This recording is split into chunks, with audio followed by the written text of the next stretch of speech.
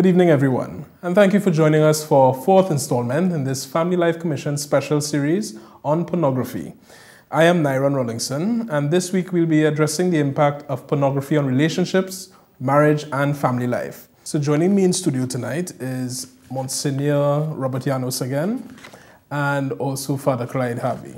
Thank you for joining us tonight.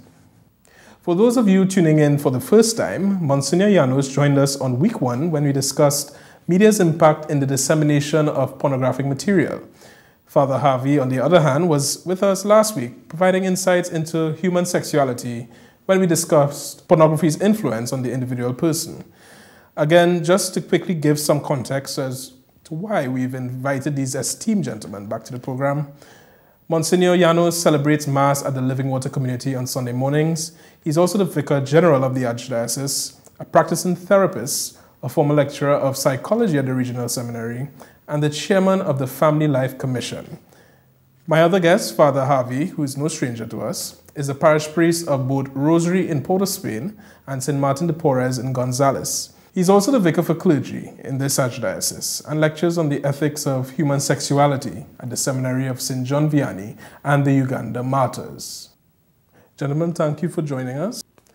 So after this commercial break, we'll be right back.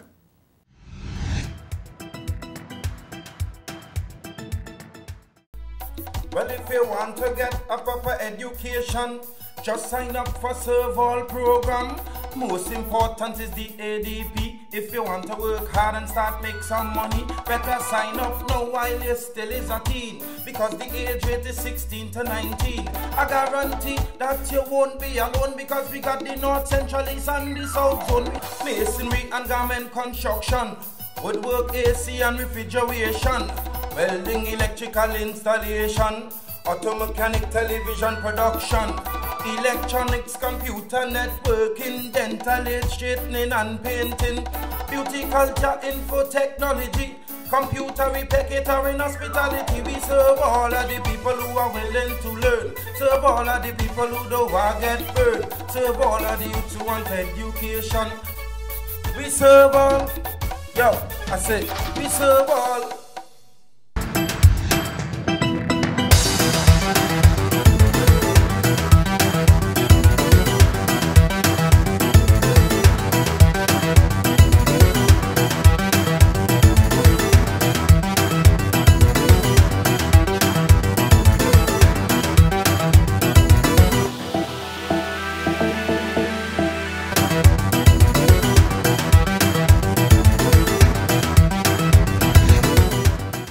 So before we discuss how pornography can distort relationships, I'd like for us to talk a little bit about, in turn, what the church's views as regards to God's plan for relationship, marriage, and family.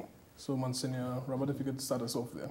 Well, the church's official position concerning the sacrament of marriage and relationships of a committed type, permanent type, is that it's for the development and the well-being of the couple.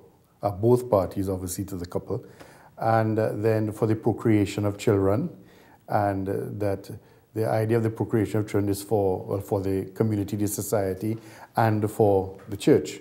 So those are the two hinges upon which the relationship is supposed to establish itself and progress, along that line, so that whatever is for the well-being of the couple, that's a primary motive, and then of course that's supposed to be expressed in the procreation of children. I think that's a sort of the very basic, bare bones general rule, concerning that. Are we going to deeper than that, Father Clyde? Well, I mean, there's always flesh on bones. So, no, what you have is the basic thing that Monsignor Robert outlined, but then the church is always rooted in reality. So the reality of life is that you have people caught up in the challenge of loving, because all of this is basically about how do we love one another. Right? And in doing so, therefore, you have to deal with the realities of people's experience. And one of the most exciting things for me about today is that really it's the first time these last 2 centuries where we're getting a whole explosion of knowledge about all kinds of things. Right? The whole question of the role of women within relationships is a big challenge, because before, okay, church said father, mother, husband, wife, and everybody thought that was okay. Wives, be subject to your husbands. What does that mean today? On the one hand, we've rediscovered that before wives be subject to your husbands, there was be subject to one another in the Lord. So what does that mean? And that calls for a whole mutuality. And that, again, is something we have to work through, because we haven't trained men for mutuality. You know, I remember going to a man's 90th birthday party, and we were sitting there together, and he says to me, he says, Father Clyde, I watch at my son, and I'm so happy I am me. I said, what do you mean by that? He says, my son's wife is talking about all this thing about how they're supposed to be involved in a mutual relationship, and she's supposed to make some decisions about this or that. He said, me and my wife, I came home, I handed her the pay packet. When I needed some sex, I asked her for it, and I said, what more you want? You know? So there's a wonderful thing taking place, which I think we have to accept as one of the major challenges of civilization today. How do we look at this question of male-female relationships and explore what we are now discovering psychologically and otherwise about what it means to be human? So in other words, you said that at least right now at this point in history, the church is more or less open or have this exploring spirit to just study a bit what is going on here in this relationship. Cardinal Hume, one of the great churchmen of the last century, he made a statement which surprised a lot of people. He says, the church needs a new theology of sex, right? And then some years later, he changed it to a theology of sexuality. And I think that was a very significant moment coming from a great churchman. Because what he was saying is, it's not just about the sexual act. It's about the fact that we are all sexual beings. You know, even as a priest, you're a sexual being. You can't run away from that, right? And therefore, what does it mean to be sexual in the world? What are the differences between us that enable us to stand in wonder and awe at the presence of God in the other, who is so different and yet who is with me in this relating, right? So all of that is a real challenge. All right then, well, we've talked about what we should be striving for. Let's take a close look then at how pornography can contribute working against some of the things we've just discussed. We're going to be viewing a couple of clips tonight taken from a faceless interview between psychologist Sister Julie Peters and a woman who we'll call Julia. In this clip, Julia speaks to Sister Julie about how she discovered that her husband was viewing pornography. This is not an actress, ladies and gentlemen. It is, in fact, a real-life situation, and we thank the person involved for being brave enough to consent to this interview. So let's look on. It was only until within the first year of the marriage did it actually come up. How it came up, it was actually just an evening at home, a night at home, and we were on our way getting ready for bed and that kind of thing. So we had a television in our room and that kind of thing. And it was only after going to bed and me falling asleep. But he did not fall asleep, not recognizing that he didn't fall asleep. And I got up in the midst of him actually looking at this, this wasn't a DVD, or video, looking at this video and recognizing in the midst of it, why is he not in bed, first of all, and then when you recognize what he's doing, looking at this tape with this young lady. And the thing that got to me the most is that I would see him stop it and rewind to come to a particular part over and over, but I didn't say anything. I was just in absolute shock. Yeah, so that's my first recollection, the thing that seems to have been imprinted in my mind. God is my guide, he's my strong tower, he's everything. So the first thing I did, I recognized, I always remember, even when we were getting married, you hear people say all the time, never go to bed with arguments and that kind of thing. Taking that teaching, recognizing that there is absolutely no way that you could continue in a relationship with anybody, whether it be friends or, in this case, my marriage. There's no way I can continue if I don't address it. So I decided, you know what, you need to bite the bullet, just pray and ask God for guidance. And it was after praying I decided just to address it head on. I would usually ask for a family meeting and set a date and that kind of thing. Once I sit down, I just told him what I saw and needed him to ask him to just explain why. So that's the way I addressed it. And his explanation was what? At first, he would explain what he would have seen in his own household, getting the exposure from his own father. And initially we went down that line, trying to understand from what age he was exposed to pornography, why he thinks that he needed to address it, why he needed to also follow suit, going back into his childhood, or more or less his teenage years, when he felt inadequate, unable to speak to young ladies, that he found that as an outlet. Okay, so we just took a look at the clip. She describes two things during the interview. The first is being in absolute shock at the discovery of her husband watching this pornography, and the fact that she didn't seem to be aware that a problem existed before her marriage. So let me ask, has this been your experience as well when dealing with persons who have made the discovery? Or have you found that people generally have a sense of the problem beforehand but choose to ignore it? It's both. We have some people who live their lives protected, right? And they really believe that they're leaving their nice Catholic home and going to found their own home, and everything's going to be as nice as they thought their parents' marriage was, right? And that's normal. And then you discover afterwards that your partner is indulging in things which you probably never even thought about. So that's one thing. But another thing which I think we have to bear in mind is that there are some new factors today which we didn't have 20 years ago. All right. One of the things that I always say to couples, no computers in the bedroom, right? Because people put computers in their bedrooms, and then the computer becomes a substitute for intimacy. And I suspect that sooner or later, if one partner is so inclined, then the other one discovers what's really going on. But it's not a surprise to many people today, because people are talking about these things so much more now than they used to. Before, a decent Catholic girl would not discuss that at all. Now they're discussing it in fifth form and sixth form in school, and even before that. Or what you have, which I think a lot of people are aware of with some concern, not with some, but a lot of concern, that the whole question of cell phones and the capacity of cell phones to make recordings and to show videos means that we have 9- and 10-year-old kids who will come to school with a cell phone, and in some instances they borrow a cell phone from an adult, and the next thing you know, they come up on this thing, hey, curiosity, curiosity. Monsignor Robert, do you think you can add to that? Well, I would just say that it depends on what part of the country you're talking about. I think it varies depending on what areas or communities.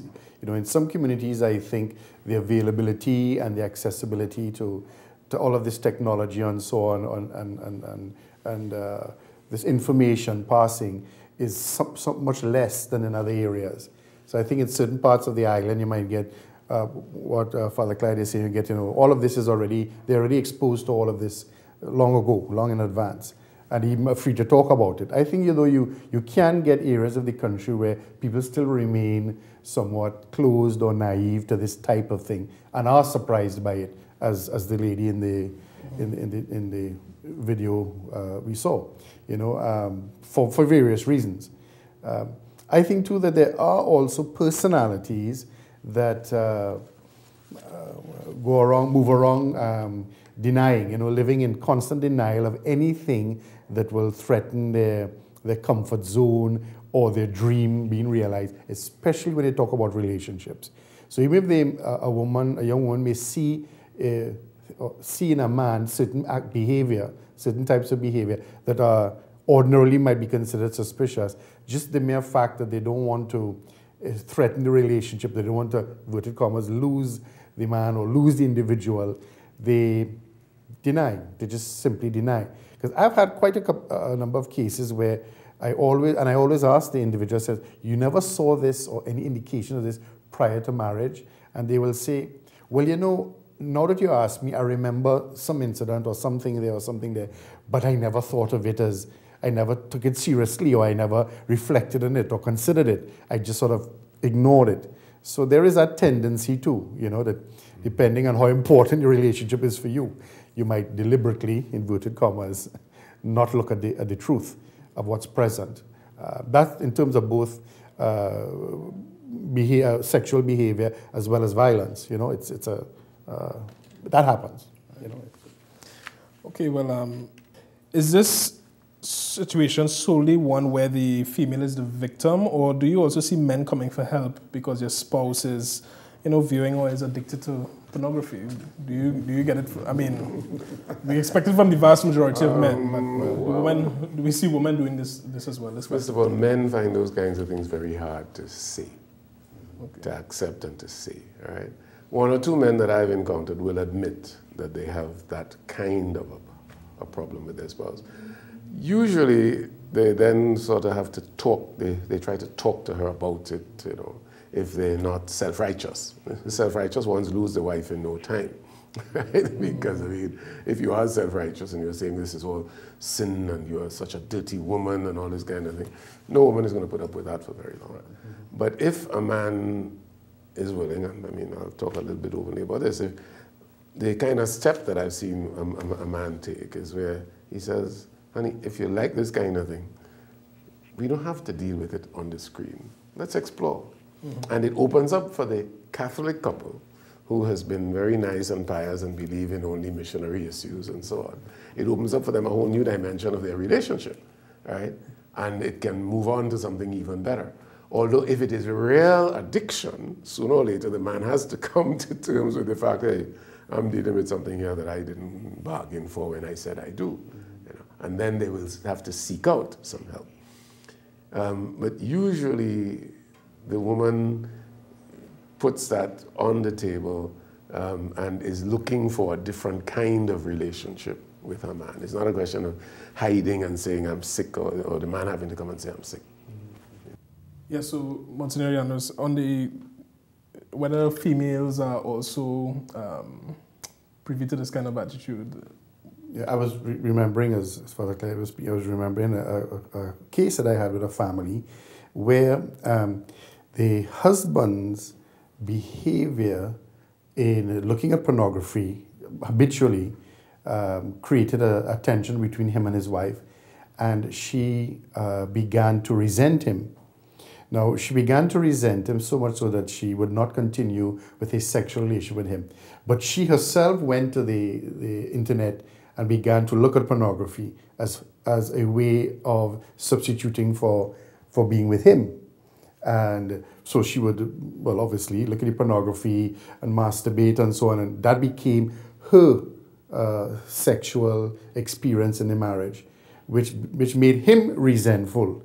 You know, so part of the treating with his family was to get both of them weaned off the experience of pornography on the internet. So I just thought I'll share that as a sort of an interesting way in which it came about. He began, she became resentful, then she went into that as a substitute, and then he became resentful. So it was just a spiral of mess there, you know. Okay, later on in the tape, Julia reveals that when she confronted her husband, he admitted that his father had initially introduced him to pornography at a very young age, and that he continued to view it well into adulthood.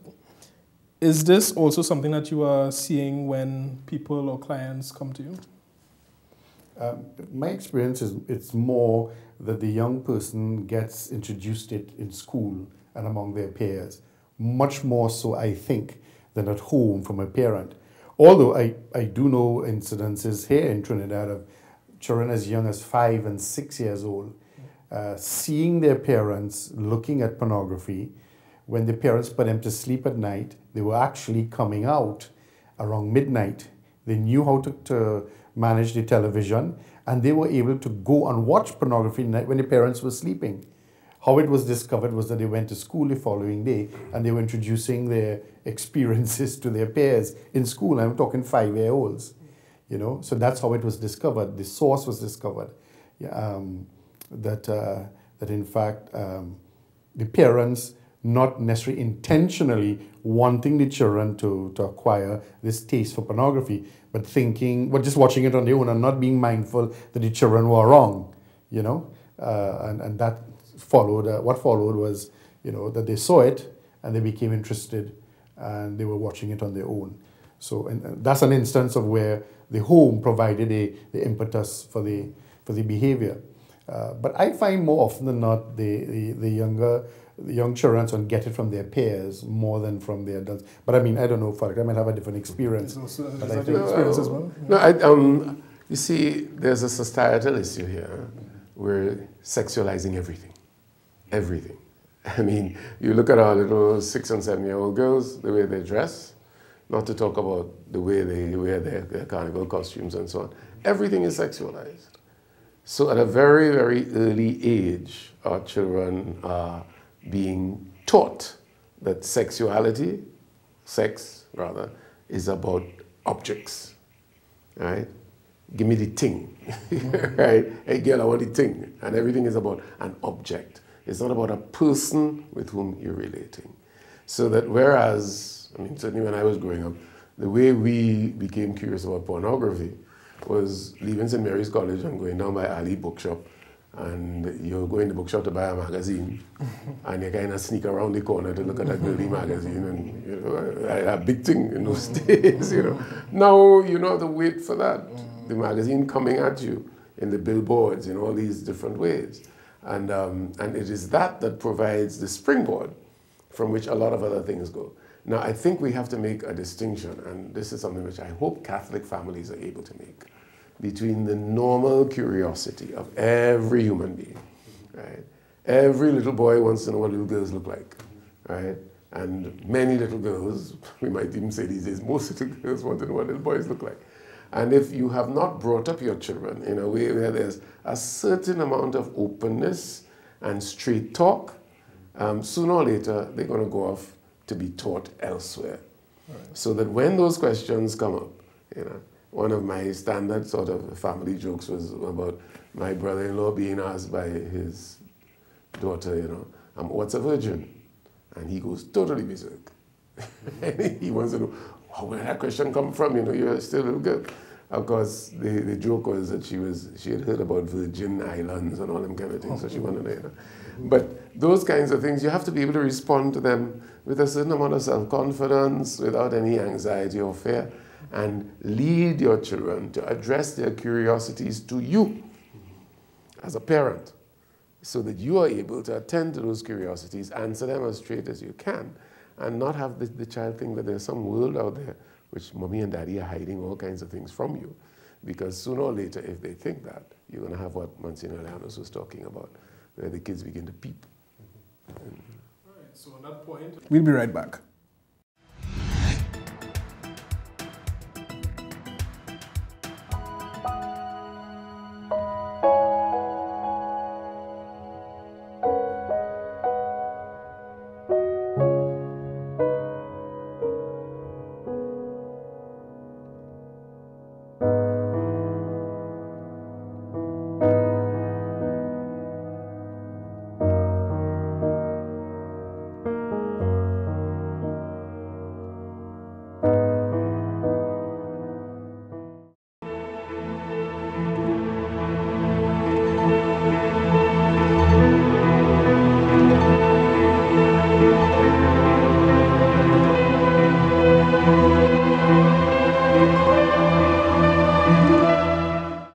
The Family Life Commission will be hosting a 2-day workshop entitled Non-Violent Communication for Enhancing Family Life.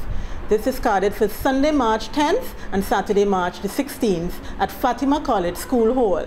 For more information and to register, you can call us at 672-4280 or 299-1047. Or you can email us at familylife.commission@gmail.com or visit our website at familylife.rcpos.org.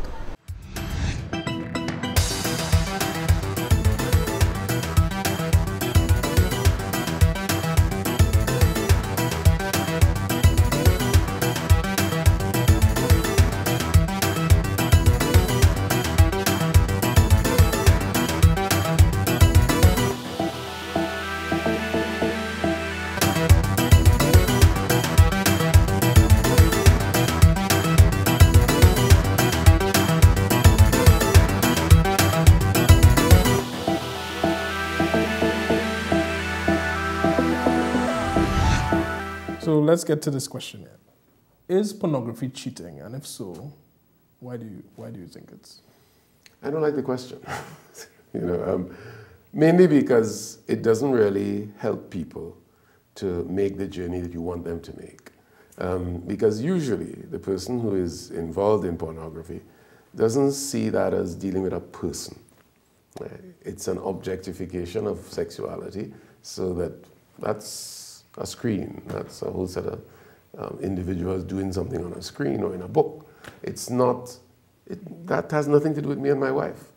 What if I may say, okay, a person who's fantasizing about someone else in, some kind of sexual way, would you, someone might say, okay, that kind of fantasizing is almost like a doorway to cheating, Could an argument be used for, in the similar way? Pornography as a doorway, yes, okay? But pornography itself, I think if we want people to confront the pornographic experience, that question is one which they'll answer straightforward and say, I'm not cheating on my wife. I still am there. I still make love to my wife ever so often. I don't have another woman. I hear that all the time. I don't have another woman, so she vex out. All I do is watching a little thing on TV. So you have to be able to help somebody to understand that, hey, in dealing with this, you are really doing something to yourself, which as you do that, it's affecting how you relate to this other person. So that's why I say I don't want to start with pornography as cheating in the first place. Right? What you're really talking about, pornography as something that is affecting you in a way which makes you less able to love the person whom you want to love. Okay. So you're really cheating on yourself. You want to put it out there. Okay. Thanks, Monsignor. All right, so there are priests, therapists, and many marriage counselors who recommend that married couples, especially those having trouble with stimulation and intimacy, could view porn together in order to improve marital relations. So can you kindly share your view on this? Well, I think Clyde actually was alluding to that in what he just said. Issues with stimulation and the experience of the sexual relationship really are to be found, solutions to that are to be found within the individual. It's not the sexual act itself that necessarily is the problem. It's, as I've said in I think a previous session, it's the individual who's bringing to this sexual encounter whatever is inside of them, their personality, their relationship with the other. That is more often than not the obstacle. I do agree that there are circumstances where there are problems concerning the sexual act itself, but I think in the majority of cases, the issue of not being stimulated or not finding satisfaction or comfort in the sexual intimacy has to do with the individuals themselves rather than the act, and so there would be those things in their relationship that need to be sorted out on the level of communication, the level of sharing feelings, thoughts, ideas, the level of maybe even forgiveness, reconciliation, whatever it may be, and that is what is contributing to a failure to experience their sexual encounter the way they want to. Perhaps someone may want to say that, okay, well that sounds like a tall ask to go through this long thing. But I think you have to make a distinction between pornography and what has become, in the world of psychology, instructional videos. Right. Yes. Right? I don't think they're the same. Okay. Pornography is definitely the total objectification of the other, right? Where the woman just becomes a body. And if you notice, I'm sure have you ever seen any? I don't know. No, what you have is the deliberate photography of the woman in such a way that she's just a thing being used. Whereas you have some instructional videos are very, very much about the communication between two people. Because whether we want to admit it or not, there are some people who, because of their upbringing, have been scarred for life. Right? Whether it is they've been abused or what. And there are sometimes instructional videos which will help somebody who has closed their mind off to certain things about their sexuality to engage with that once more. I don't think that's the same thing as looking at pornography to help. So after this break, we'll be right back.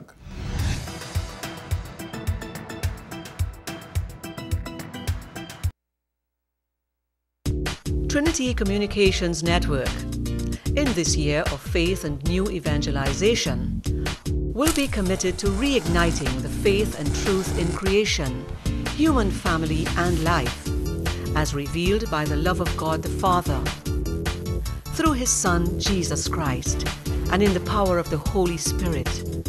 As we enter into this journey, we pray that we will become sparks of faith, hope, and charity. The Family Life Commission will be hosting a 2-day workshop entitled Non-Violent Communication for Enhancing Family Life. This is carded for Sunday, March 10th and Saturday, March the 16th at Fatima College School Hall. For more information and to register, you can call us at 672-4280 or 299-1047. Or you can email us at familylife.commission@gmail.com or visit our website at familylife.rcpos.org.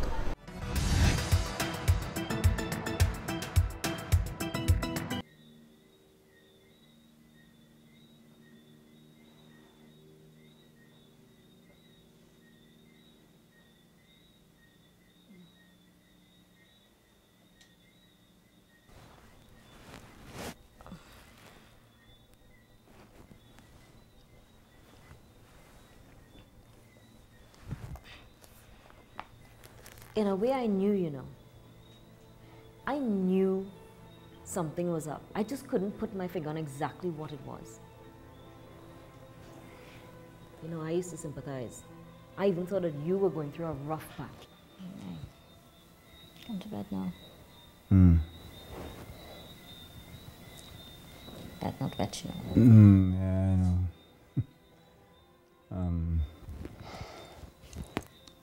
I have to send some messages out still to the crew, So I'll join you in a few minutes. Okay? You see? All right, stinker. Don't stay up too late, okay? Okay. Night, night.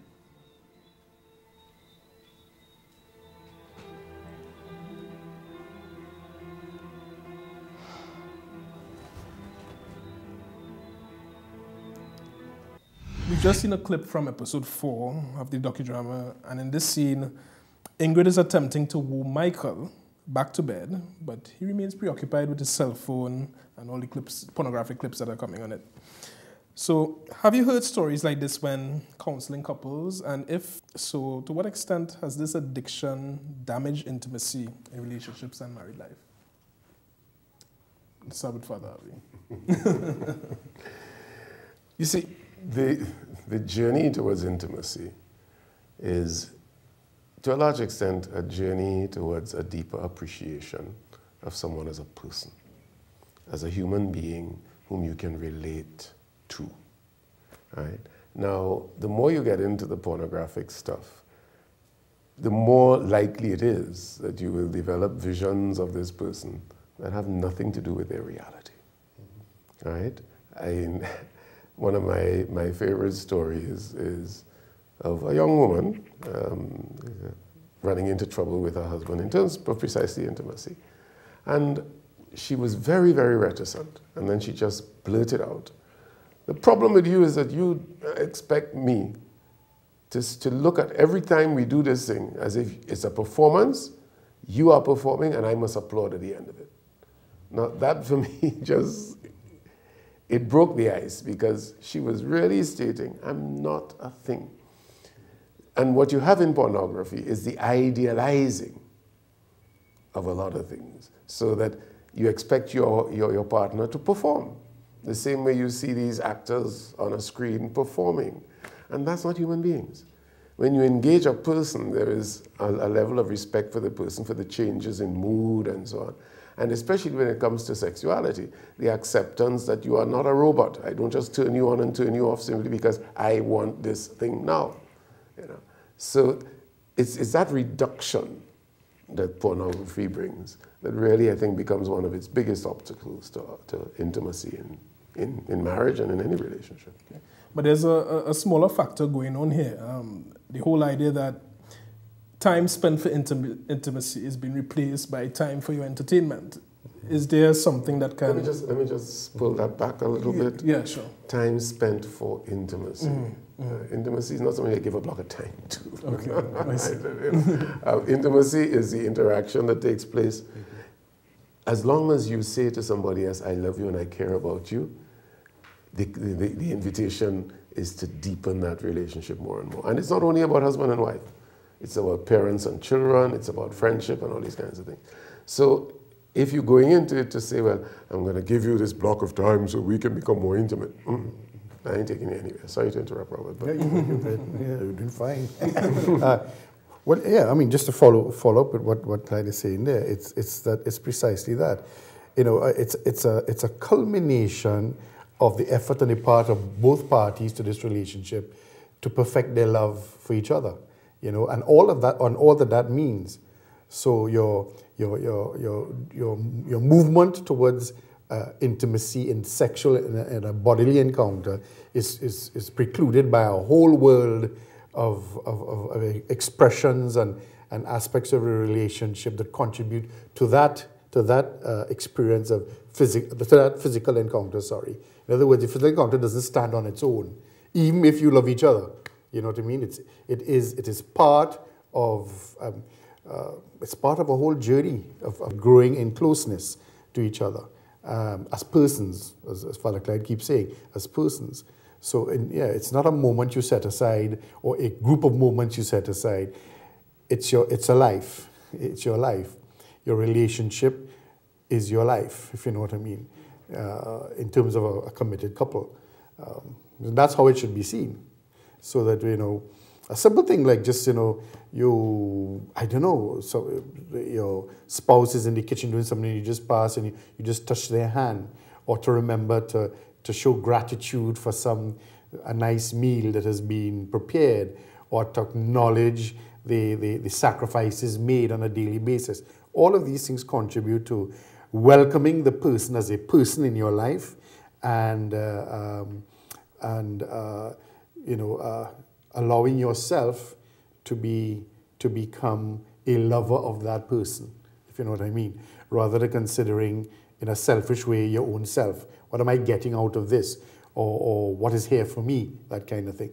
All of those things go into the expression of intimacy on its various levels. It's not a time when, as Father Clyde said, it's not a... And if you're doing that, I think you will have a lot less time in your life to consider a lot of these distractions that we consider in terms of living our daily lives. You know? Okay, so we're going to view another clip from our Faceless interview. That's the interview with Sister Julie. This time, Julia shares how the issue of pornography affected the intimate aspects of the relationship. So let's take a look. Other women have said to me that it just as this is the kind of cook you are. You know, I make pilau different from my mother. You know, I express myself sexually different, you know, sexually the way I am, who I am. And they feel sometimes they're made to express themselves as someone else. Did you find that? In my opinion, the way it forms the pornography, the same way reading and music and those elements form your thinking or form your imagination. I believe that the pornography does the same thing. It's something that you're looking at visually, and there are desires that you maybe, well, once you look at it, there are desires or pictures that you form in your own mind that you may wish to reproduce, but you're going to expect your partner to do so, whether they really want to or not. And as I said, it's not, it takes away from what your self-expression. That's right. This expression of love for another person. It takes away that opportunity for you to just express yourself. And it brings it into more of a lustful act rather than something an act that is out of love. That's the right step. Yeah. So where did that conversation lead you? At first, apart from discovering it was something that was used in the home and he possibly saw it as normal, where did that lead you? In what sense, actually? Because you that happened in the first year of your marriage and you stayed 6 years. Yes. Did the use of the pornography change for a while or decrease for a while, not use at all? Initially, it fluctuated, I should say. Because once I address it, the guilt will set in as much as you try not to condemn, but there is guilt that will set in on his part, because at least it appeared to be that he didn't want to hurt me, but it didn't change the fact that it did. So guilt came in. I shy away from saying conviction because it didn't necessarily change. So the guilt caused him to try to use it less, but it didn't cause an actual change for him to actually stop doing it. So he didn't see the need, or both of you did not see the need to seek some therapy? Eventually we did, because I thought, maybe foolishly, that once you discuss it, from not really understanding the gravity of what I would consider to be as an addiction. Some women said that they feel like a third person is in the bed with them. Did that ever occur to you? Was that your reality? Some people feel, well, my husband is really not having sexual intercourse with me. He's having sexual intercourse with the 101 women he has looked at. I can't say that I felt it that way or thought it through that way. I just saw it as me having to do my duty, and whatever he desired, that's what he took care of. That's just the way that I saw it. Not necessarily bringing in anybody else into his mind or into the bed, the marital bed. I didn't see it that way. That still would have been very demeaning to you. Yes, it was. Because there is strange enough to see myself at first, because it even started to manifest itself even in the types of clothes that he would want me to wear. I didn't see it at first. And it's only until paying attention, recognizing how tight the clothes is, or how the colors that he may choose, or the combination of the color and the fit of the clothes, where you would see things that I would think, my goodness, this is too close, or this is too revealing if we have to travel, or, how are other people going to look at me? And it was just not an issue for him. And I see there's a difference between looking nice or quote unquote sexy, as opposed to looking slutty. So there are two very important points which were made, which I need to highlight. First, the issue of pornography robbing the spouse of the ability of self-expression. And the second is when she speaks of how it manifests itself in such degrading ways as the selection of clothing. Again, is this a complaint that you have heard from people or clients in your line of work, Monsignor? Well, I've heard it more in terms of robbing the spouse of self-discovery,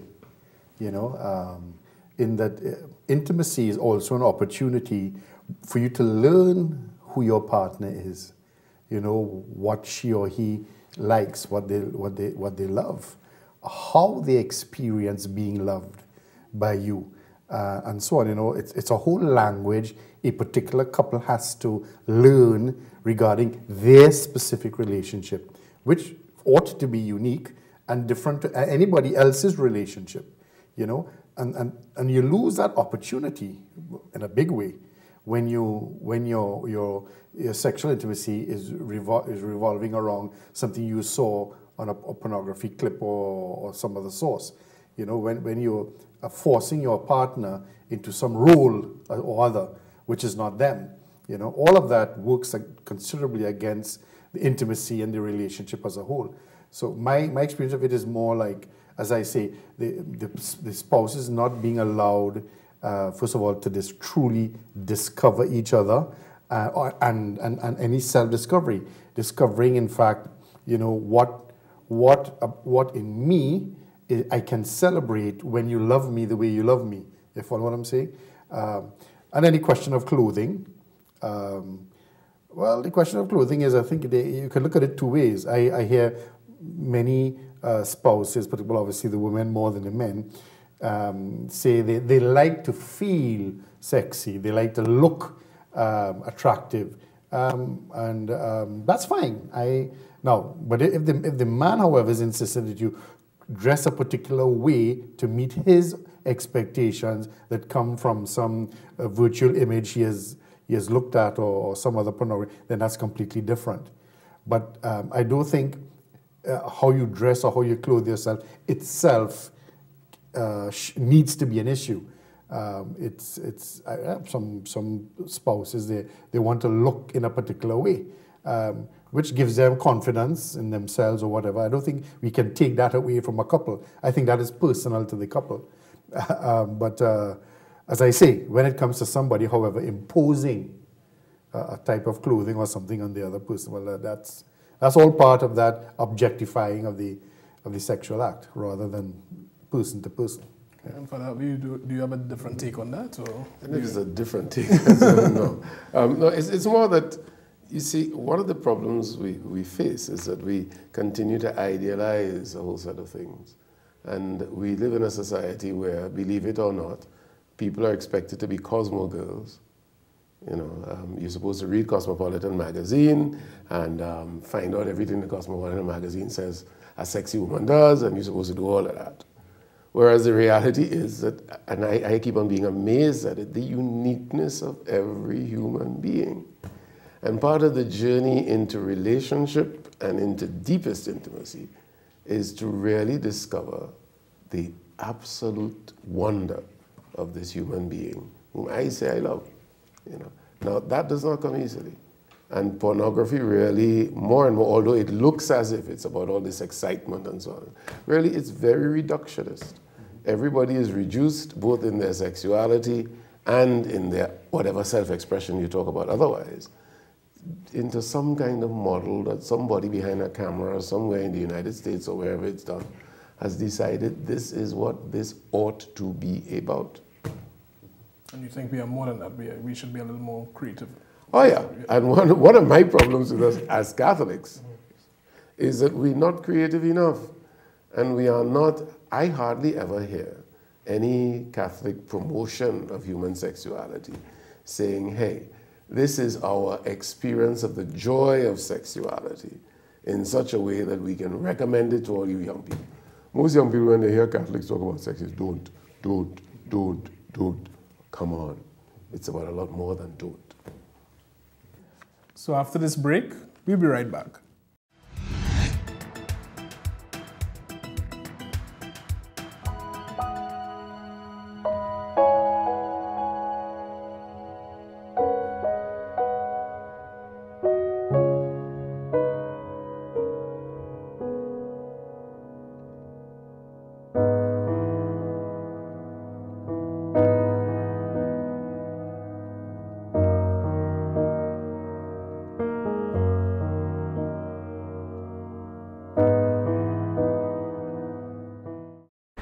The Family Life Commission will be hosting a two-day workshop entitled Non-Violent Communication for Enhancing Family Life. This is carded for Sunday, March 10th and Saturday, March the 16th at Fatima College School Hall. For more information and to register, you can call us at 672-4280 or 299-1047. Or you can email us at familylife.commission@gmail.com or visit our website at familylife.rcpos.org.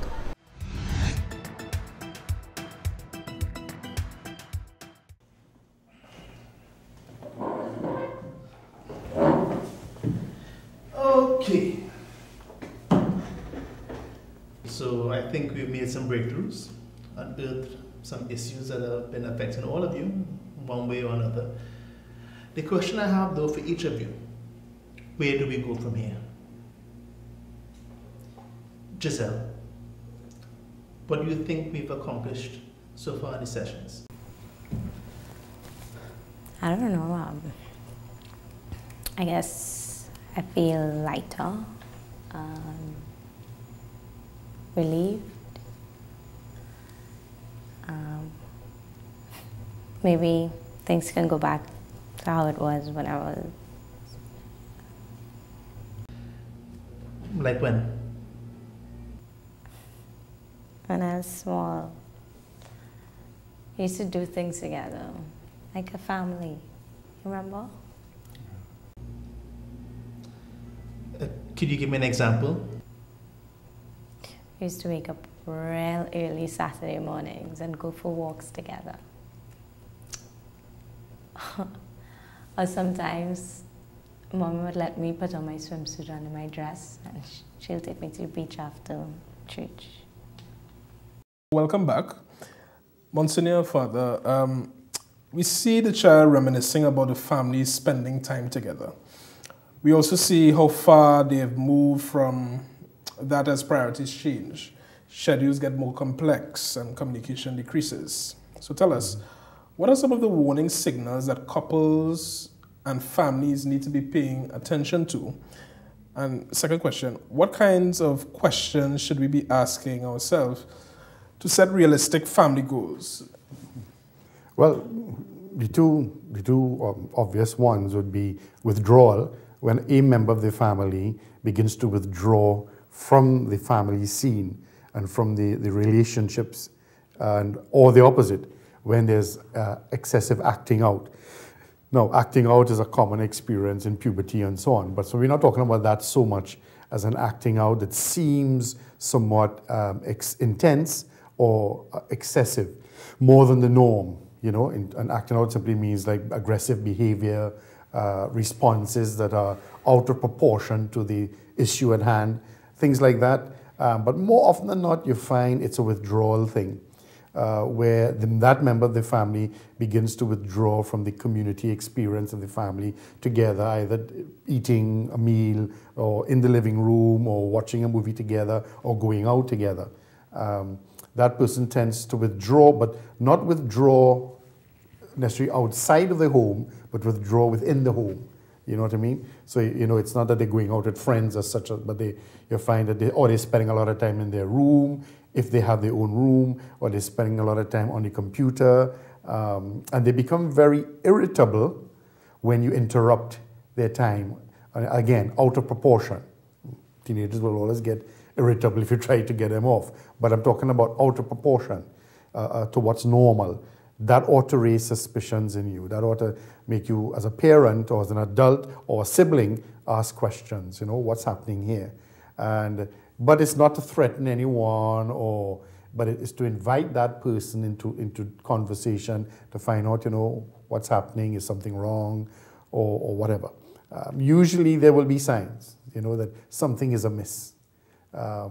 Also, if you have situations in a family that will generate problems of adjustment, for instance, you move in house, or you, whatever, things like that, where you have an upheaval of the family, or maybe a member of your family, or a new baby being born, or one of his siblings get married. Whenever there's a major change in the experience of the family, you begin to see, you can begin to see rather, issues of adjustment.